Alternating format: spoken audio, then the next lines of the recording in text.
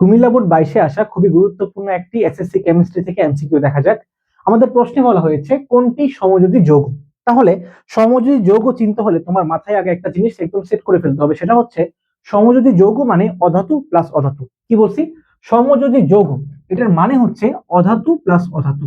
তাইলে যখন দুটি পরমাণু অর্থাৎ দুটি অধাতু পরস্পরের সাথে যুক্ত হয়ে যখন যে কোনো একটা যৌগ গঠন করবে, ওটাকে আমরা বলবো কি? সমযোজী যৌগ। তাহলে আমাদের আগে বুঝতে হবে যে অধাতু কারা, তাই না? অধাতু কারা? আচ্ছা, আমরা দেখি অধাতু কারা। অধাতু হচ্ছে, মাথায় রাখবা, গ্রুপ নাম্বার 17, গ্রুপ নাম্বার 16 এবং hydrogen.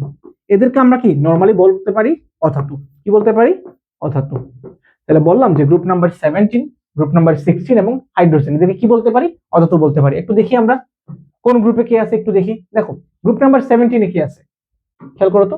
Group number 17 fluorine, chlorine, bromine, iodine. আপাতত এইটুকু ধরি আমরা, ঠিক আছে? তারপর আসো 16 এ কি আছে? অক্সিজেন, সালফার, সেলেনিয়াম এবং টেলুরিয়াম। ওকে, সাথে কি বলছি? সাথে হচ্ছে হাইড্রোজেন। তাহলে আমরা এই কয়টা পাইছি কি? অধাতু। তার মানে কোনো একটা যৌগের মধ্যে যদি দুটি পরমাণু যদি এগুলোর মধ্যে হয়, তাহলে ওইটা কি যৌগ? সমযোজী যৌগ। বুঝতে পারছি?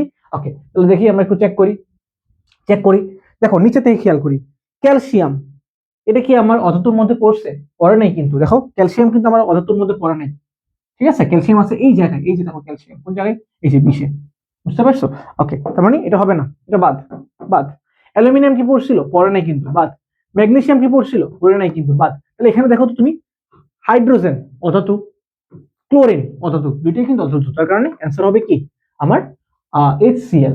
HCl কি একটি সমযোজী যৌগ? তাহলে তোমরা আমাকে কমেন্ট বক্সে জানিয়ে দিবা আরেকটা সমযোজী যৌগের সংকেত।